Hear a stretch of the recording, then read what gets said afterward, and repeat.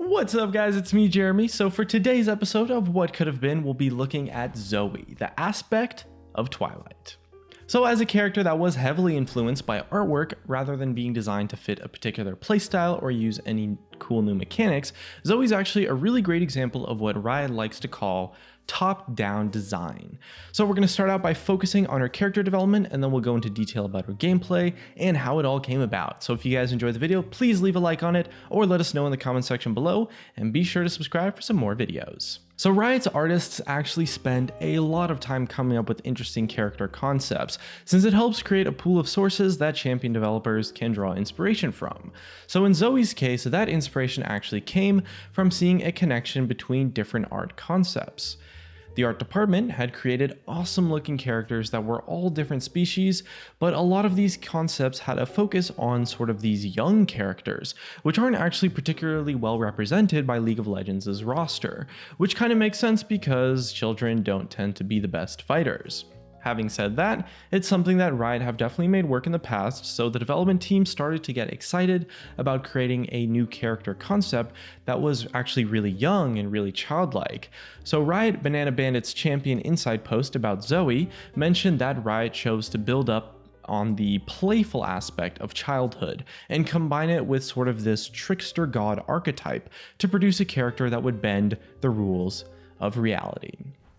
Her appearance, her voiceover, her gameplay, and even her existence in the game itself are all intentionally a little bit unlike the rest of the game, since it helps sort of push home that feeling of this reality bending character that is just a little bit out of place, and at the end of the day, really just wants to have some fun. So there's a ton of concept art available for Zoe, and it really shows her development as a character quite clearly actually.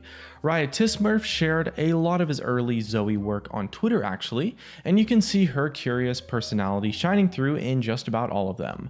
There's obviously this playful childlike nature that is necessary to make the character work, but the art also shows how mischievous and energetic she is, as well as demonstrating some of her abilities through the use of portals.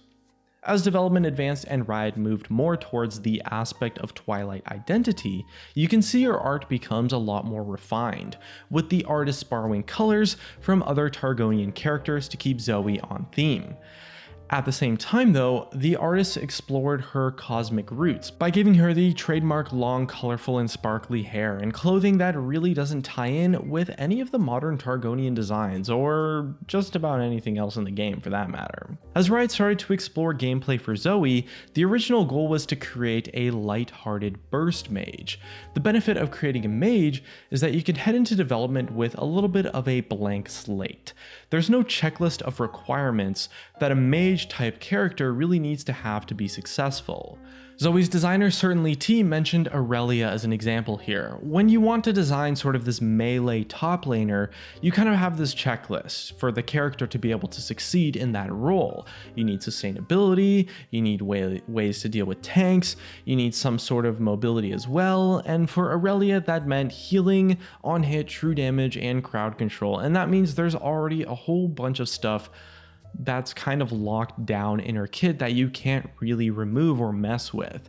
But for a mage, all you really need is a pretty nice chunk of damage, and you can be really creative with how you give them that sort of tool and how you design the rest of the kit too. So Certainly T started out Zoe's gameplay development by focusing on her trickster elements, which he tried to achieve by using actually a mirror mage concept. So the idea was that you'd be using light, deception, and reflecting abilities back at your opponents. Although Zoe would later end up with a vaguely similar ability in Spell Thief, Riot moved away from the initial mirror mage concept, since there's not really many novel ways to use mirrors in abilities that hit the fantasy they were going for, since they would end up feeling pretty unexciting to use actually. So instead, Certainly T started looking for ways to turn sort of playfulness, like the character trope of playfulness, into actual abilities itself. Essentially, instead of focusing on mechanics, he focused on ways to have fun with abilities in a much more lighthearted way. And this gave way to Zoe's Paddle Star, which feels really playful and fun to use thanks to this sort of bouncing functionality. Certainly T noted that although the Paddle Star took up most of her power budget because of the long range and massive damage, the cool thing about it is that you could play a game of League using only her Q and still have a pretty fun time doing it. Now the rest of her kit couldn't actually contain much power because that Q is just so damn ridiculous, so it becomes more about giving Zoe tools to land her Paddle Star ability, but without making the counterplay too unreasonable. For example, while a free flash is never really going to be weak, Zoe's W isn't necessarily a powerful ability. However, it allows for players to have a ton of fun while also building on Zoe's childish curiosity. She's just exploring, picking up stuff, and playing with it. So the most clever part of Zoe's design was probably her E, Sleepy Trouble Bubble. Certainly T needed a way to help Zoe land her Paddle Star, and that meant giving her some crowd control. At the same time, he didn't want Zoe to become too annoying to play against, so that meant making the crowd control less useful when used defensively, while also adding an element of unreliability to it, which led him to implement this delayed crowd control effect, so it's probably not going to save her when she's being tower dove, and it's not going to make sure that you land every single Q you throw out, but it's definitely going to help her make some offensive plays and land some damage from her Q, assuming you can land the skill shot correctly. So the impressive part is that it builds so well into her fantasy at the same time too.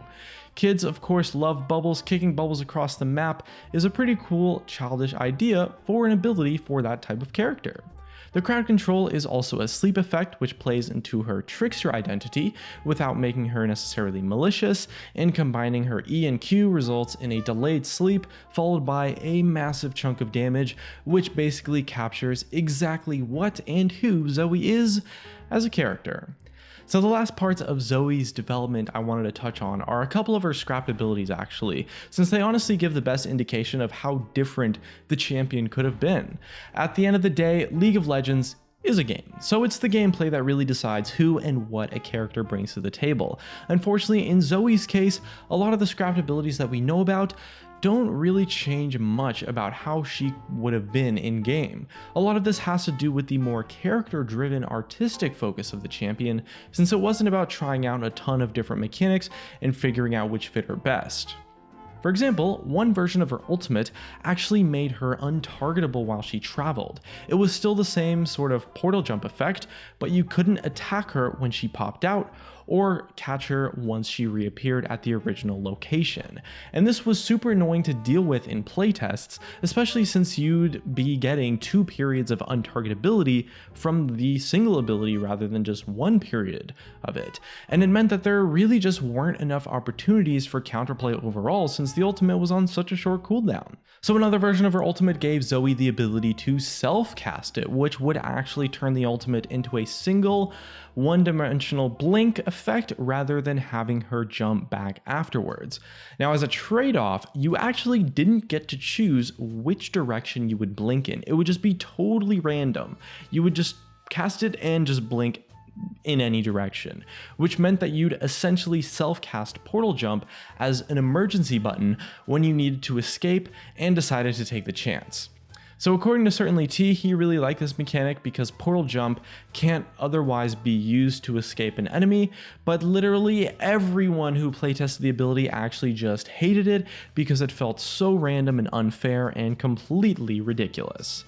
Although a random direction blink could save your life now and again, it could also just teleport you back closer to an enemy tower or further away from safety, and then you feel like the ability killed you and you also totally wasted your ultimate at the same time. Now there's only been one major ability shared by Riot so far that seems to hint at a previous form of Zoe that we don't really know all that much about, where she was apparently a fairy themed creature, actually a little bit more like Lulu in terms of her backstory. Essentially the map would have clouds floating all over the place, totally all around the map, and Zoe could walk into the clouds to turn invisible. Since the clouds moved, that meant you had these moving, unwardable brushes essentially to hide in. Apparently this fairy version of Zoe had actually a similar portal jump ability because she could portal jump into a cloud and not be forced to jump back to her original position as long as she was jumping into an actual cloud. Essentially, you'd be able to see her use the portal, but you wouldn't know which cloud she actually teleported to. Now, this doesn't necessarily sound too broken, but the clouds actually always traveled from the northwest corner of the map, or I guess that's up here for you guys, to the southeast corner of the map, which essentially means you would press R, ride a cloud, and then just double kill gank bot lane with absolutely no warning, straight out of nowhere. So after hearing about this, I'm actually pretty glad that they decided to make Zoe from the Disney Channel instead. Either way though, guys, that's just about gonna wrap up our information for what Zoe could have been. Hope you guys enjoyed this inside look into the development of Zoe. If you enjoyed the video, definitely leave a like, subscribe if you want. Thanks for watching, and I'll see you guys next time.